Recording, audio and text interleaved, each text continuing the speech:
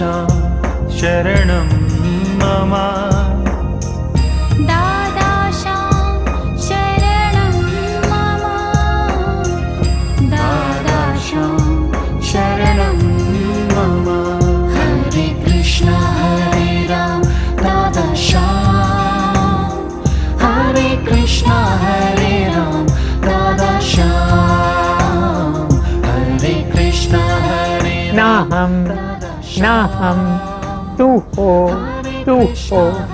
हे भगवान तुम ही सब कुछ हो। मेरे प्यारे भाई और बहनों, आप सबको मेरा हार्दिक प्रणाम।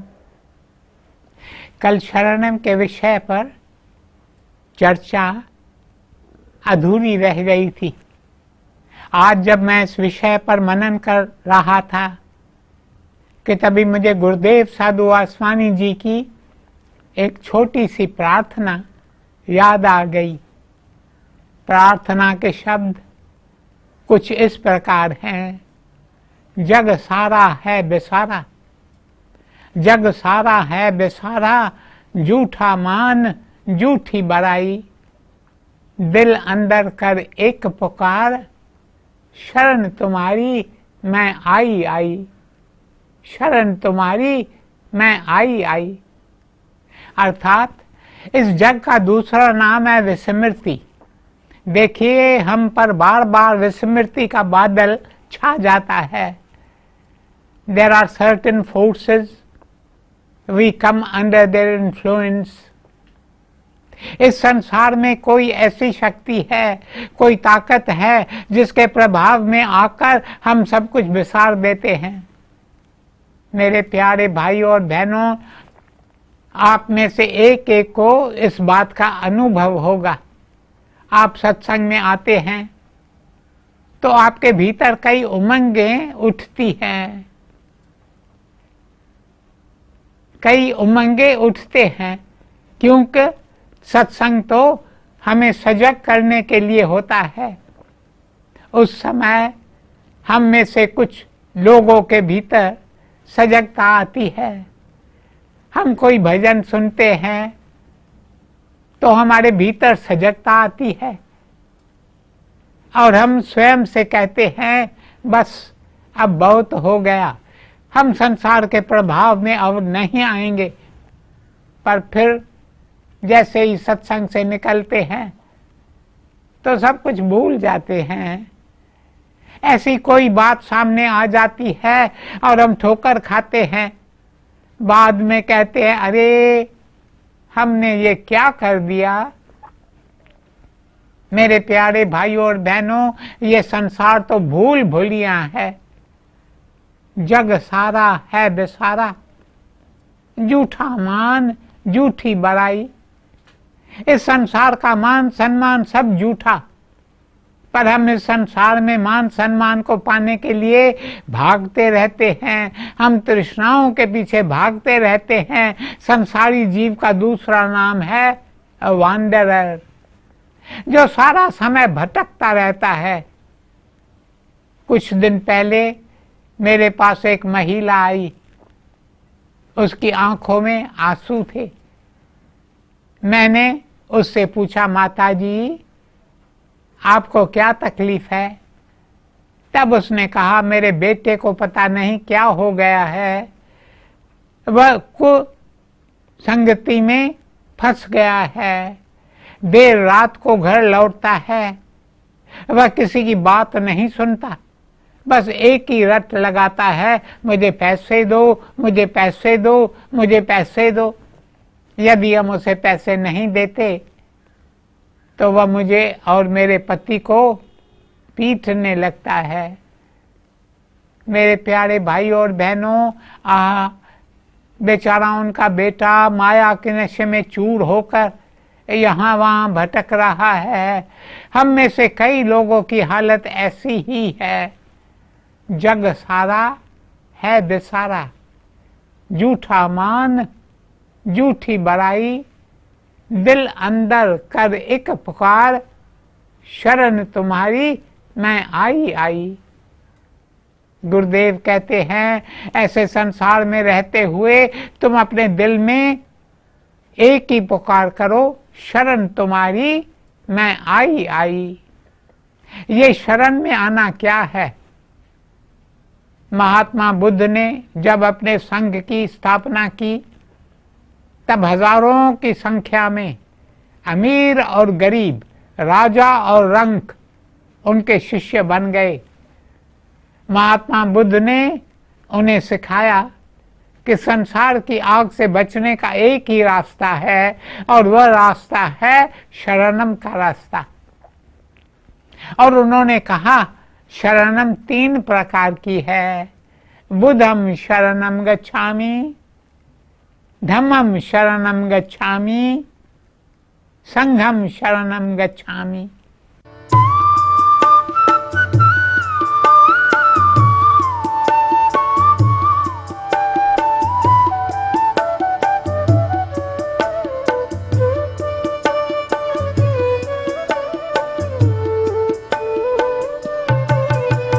बुद्धं शरणं गच्छामि, बुद्धं शरणं गच्छामि, बुद्धं शरणं गच्छामि, बुद्धं शरणं गच्छामि, धम्मं शरणं गच्छामि, धम्मं शरणं गच्छामि, धम्मं शरणं गच्छामि, धम्मं शरणं गच्छामि, संघं शरणं गच्छामि, संघं शरणं गच्छामि, संघं शरणं गच्छामि, संघं शरणं गच्छामि, बुद्धं शरणं गच्छामि, बुद्धं शरणं गच्छामि, बुद्धं शरणं गच्छामि, बुद्धं शरणं गच्छामि, धम्मं शरणं गच्छामि, धम्मं शरणं गच्छामि, धम्मं शरणं गच्छामि, धम्मं शरणं गच्छामि, बुद्धं शरणं गच्छामि, बुद्धं शरणं गच्छामि, बुद्धं शरणं गच्छामि, बुद्धं शरणं गच्छामि, धम्मं शरणं गच्छामि, धम्मं शरणं गच्छामि, धम्मं शरणं गच्छामि, धम्मं शरणं गच्छामि, संघं शरणं गच्छामि, संघं शरणं गच्छामि, संघं शरणं गच्छामि, संघं शरणं गच्छामि, बुद्धं शरणं गच्छामि, बुद्धं शरणं गच्छामि, धम्मं शरणं गच्छामि, धम्मं शरणं गच्छामि, संघं शरणं गच्छामि, संघं शरणं गच्छामि, बुद्धं शरणं गच्छामि, बुद्धं शरणं गच्छामि, बुद्धं शरणं गच्छामि, बुद्धं शरणं गच्छामि, धम्मं शरणं गच्छामि, धम्मं शरणं गच्छामि, धम्मं शरणं गच्छामि, धम्मं शरणं गच्छामि, संघं शरणं गच्छामि, संघं शरणं गच्छामि, संघं शरणं गच्छामि, संघं शरणं गच्छामि। मेरे प्यारे भाइयों और बहनों, अर्थात मैंने बुद्ध की शरण ली है। बुद्ध हैं गुरुदेव, अर्थात मैंने गुरु की शरण ली है। धम्मं शरणं गच्छामि, अर्थात मैंने धर्म की शरण ली है। और धर्म है नियम। There are certain laws of life, they must be obeyed, they must be respected. धर्म का नियम, सत्य का नियम, पवित्रता का नियम, दया तथा अहिंसा का नियम, इस नियम की शरण लेनी है। संघम शरणम गच्छामि, अर्थात संघ, सत्संग की शरण लेनी है, क्योंकि सत्संग प्रभु का रूप है, ईश्वर का, गुरुदेव का रूप है। जब सत्संग में आओ तो शीश झुकाओ और दिल में रखो भावना कि सत्संग का आशीष तुम्हें मिले। दिल अंदर कर एक पुकार, शरण तुम्हारी मैं आई। शरण तुम्हारी मैं आई। शरण में आने का अर्थ क्या है? एक आदमी मुझसे मिलने आया, उसकी आंखों से भी आंसू बह रहे थे। अक्सर लोग जब मुझसे मिलने आते हैं तो जब मैं उनसे मिलता हूं तो उनकी आंखों में आंसू होते हैं, क्योंकि लोगों के दिल में दुख भरा है। इस संसार में बहुत दुख है। हाँ, तो वह आदमी जब मुझसे मिलने आया तो बोला, मैं तो एक चक्कर में फंस गया हूँ। जब मैं पाकिस्तान छोड़कर आया तो अपने साथ 1 लाख रुपए लेकर आया था। उससे मैंने अपना धंधा शुरू किया। उस धंधे में मेरे मित्र और रिश्तेदार मेरे भागीदार बन गए और धीरे धीरे करके उन्होंने मेरा सारा धन लूट लिया। अब तो उल्टा उन्होंने मुझ पर केस कर दिया है। अब मैं क्या करूं? मुझे तो इन सब बातों की कोई जानकारी नहीं है। आप ही मुझे कोई रास्ता बताएं। तब मैंने उससे कहा, मेरे प्रिय, तुम बाकी की सारी बातें भूल जाओ, तुम शरण लो, तुम भगवान श्री कृष्ण की शरण लो। श्री कृष्ण ने गीता में कहा है, हे अर्जुन, तुम मेरी शरण में आओ। सर्वधर्मान परित्यज मामेकम शरणम व्रज। हे अर्जुन, यदि तुम आजाद होना चाहते हो तो आजादी का मार्ग है, तुम मेरी शरण में आओ, तुम मेरी शरण में आओ। जन्म जन्म से भटक रहा हूं, तुझ बिन कौन विहारे, आया मैं शरण तुम्हारे।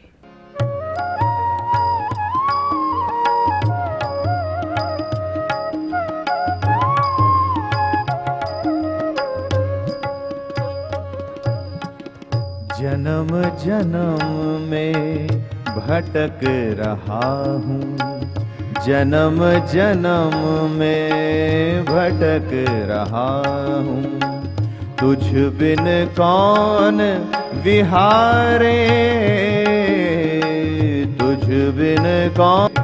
आयो मैं शरण तुम्हारे सतगुर, आयो मैं शरण तुम्हारे। आयो मैं शरण तुम्हारे सतगुर, आयो मैं शरण तुम्हारे। आयो मैं शरण तुम्हारे सतगुर, आयो मैं शरण तुम्हारे।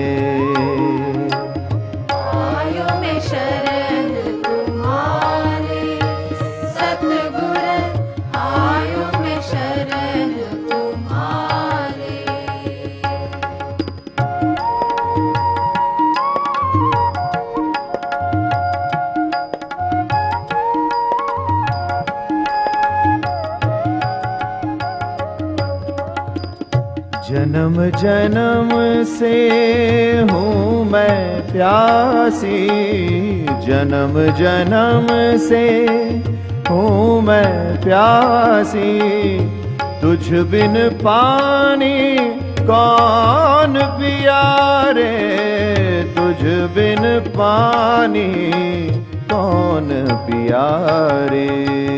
आयो मैं शरण तुम्हारे सतगुरु, आयो मैं शरण तुम्हारे। आयो मैं शरण तुम्हारे सतगुर, आयो मैं शरण तुम्हारे। सतगुरु आयो मैं शरण तुम्हारे,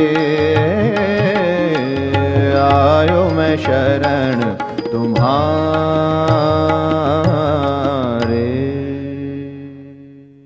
मेरे प्यारे भाई और बहनों, जब मैंने उस आदमी से ये शब्द कहे तब देखिए उसने मुझसे क्या कहा।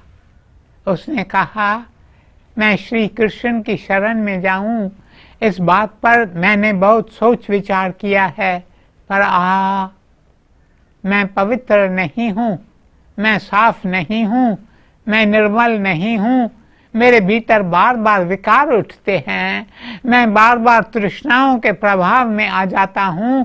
फिर आप ही बताएं मैं श्री कृष्ण की शरण में कैसे जाऊं। मेरे प्यारे भाई और बहनों, सबसे पहले एक बात याद कर लें कि शरण में जाने के लिए जरूरी नहीं है कि हम पवित्र हों या हम निर्मल हों।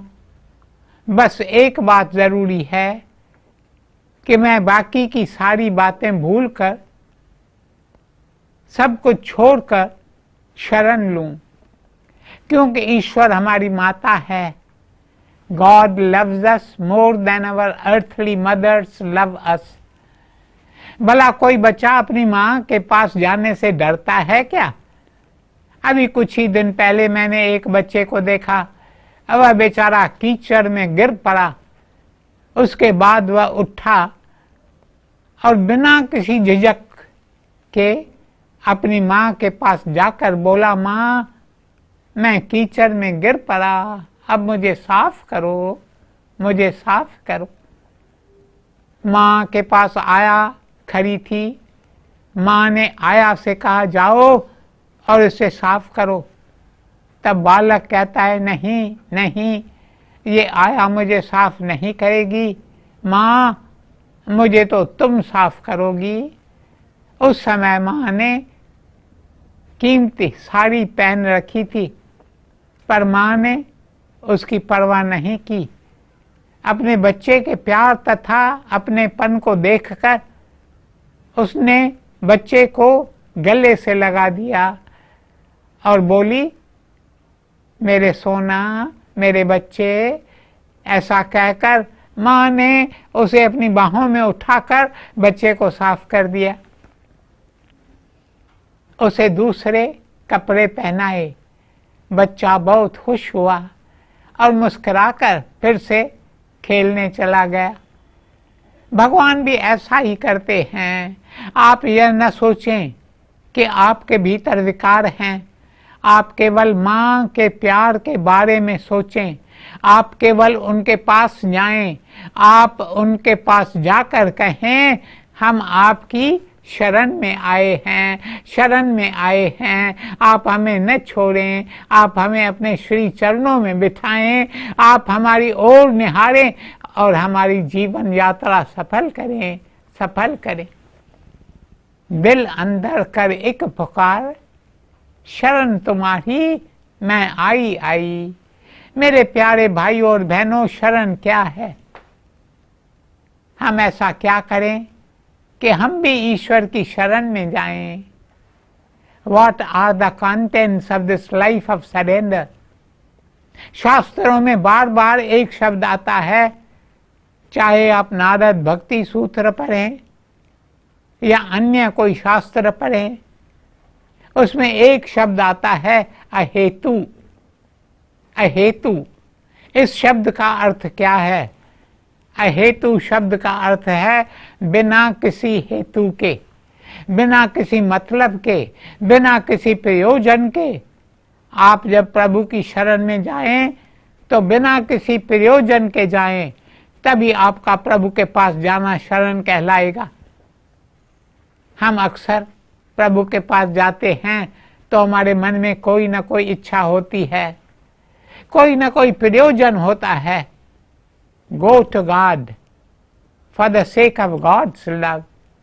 आप ईश्वर के प्रेम की खातिर उनके पास जाएं। यही सही माने में शरण लेना होता है। फिर चाहे ईश्वर आपको कुछ भी दें, वे आपको कष्ट दें या सुख दें, जैसी उनकी मर्जी। चाहे वे आपको ठोकर लगाएं, क्योंकि गुरुदेव साधु वासवानी जी कहते थे, काबिल गुरु कत्ल करना चाहता है, वह क्या कत्ल करना चाहता है, पर उसकी चर्चा आज नहीं करूंगा। उसके लिए आज मेरे पास समय नहीं है। आज बस मैं यही कहूंगा कि ईश्वर के पास अहेतु भाव से जाएं और उनकी हर करनी को स्वीकार करें। हम गरीब हैं, हम कष्ट में हैं, हम तकलीफ में हैं, पर इन सब बातों की जानकारी प्रभु को है। वे तो सब कुछ जानते हैं। मैं कौन होता हूं उनसे कुछ मांगने वाला। वे जैसा भी चाहें वैसा मुझे रखें, चाहे ठोकरें लगाए, चाहे ठोकरें लगे, चाहे निंदा हो, चाहे बदनामी हो, सब ईश्वर का उपहार मानकर स्वीकार करें। फिर आप देखना आपके जीवन में अद्भुत चमत्कार होने लगेगा। कई बार ईश्वर हमें कोई विशेष खजाना भेजना चाहते हैं तो वे हमें बदनामी भेजते हैं, वे हमें कष्ट भेजते हैं, और जो उन कष्टों के लिए ईश्वर का आभार मानता है, ईश्वर उन्हें खजाना प्रदान करते हैं। मेरे प्यारे भाइयों और बहनों, एक दरवेश थे जो एक समय बड़े राज्य के राजा थे। अचानक उनके हृदय में परिवर्तन आ जाता है। एक रात वे चुपचाप अपना महल छोड़कर ईश्वर के तलाश में निकल पड़ते हैं। उसके बाद वे एक दरवेश बन जाते हैं और हजारों को आशीष देते हैं। एक दिन वे अपने शिष्यों के साथ बैठे अपने जीवन के अनुभव बता रहे थे। तब उनके शिष्यों ने उनसे पूछा, स्वामी आप हमें बताइए कि ईश्वर ने कब आप पर सबसे ज्यादा कृपा की। इस पर दरवेश ने कहा, मुझे 2 बातें याद हैं। एक बार मैं नाव में सवार था, मेरे कपड़े फटे हुए थे, मेरे बाल बिखरे हुए थे, पैर मिट्टी से भरे थे, मैं बिल्कुल भिखारी लग रहा था। उस नाव में एक मस्खरा था जो सबसे मजाक कर रहा था। जब उसने मुझे देखा तो बोला, मैं इसके साथ मजाक करूंगा। उसने मेरी दाढ़ी पकड़ी, अब वह मुझे मारने लगा, मेरे बाल नोचने लगा। यह देखकर नाव में बैठे सभी लोग हंसने लगे। उस समय मैंने खुदा की ओर निहारा और कहा, हे परवरदिगार, ये भी आपका उपहार है। आगे दरवेश ने कहा, उस समय मुझे 2 आध्यात्मिक अनुभव मिले जो इससे पहले मुझे कभी नहीं मिले थे। खुदा ने मुझे अपना खास खजाना दिया। दूसरी बात, एक बार मैं एक मस्जिद में ठहरा हुआ था, रात पर जागकर बंदगी की। जब सुबह हुई तो मुझे थकान महसूस हुई। उस समय मुल्ला अजान देने आया। मस्जिद में और कई लोग बैठे थे। मैं खराटे भरने लगा, पर मुझे इसका पता ही नहीं चला। मुझे खराटे लेते हुए देखकर मुल्ले को बहुत गुस्सा आया। उसने लोगों से कहा, इसे उठाकर मस्जिद की सीढ़ियों से नीचे फेंक दो। लोगों ने मुझे भिखारी समझकर फेंक दिया। आगे दरवेश ने कहा, जैसे ही मैं नीचे गिरने लगा तो मेरा सिर फूट गया, मेरे हाथ पांव टूट गए, पर एक एक सीढ़ी पर मुझे अजीब दर्शन हुए। ऐसे दर्शन कि जब मैं नीचे पहुंच गया तो खुदा से कहा, काश ये सीढ़ियां दुगनी चौगनी होती तो कितना अच्छा होता। मेरे प्यारे भाइयों और बहनों, यह है शरणम का रास्ता, यह है परमात्मा का तरीका। The ways of God are wonderful, most wonderful. पर अब समय समाप्त हो रहा है, आगे कुछ नहीं कहूंगा। आज हम अपने साथ यही शिक्षा ले जाएं कि हम भी प्रभु की शरण में जाएं, अहेतु भाव से उनकी शरण में जाएं और अपना जीवन सफल करें, सफल करें, सफल करें। ओम शांति शांति शांति।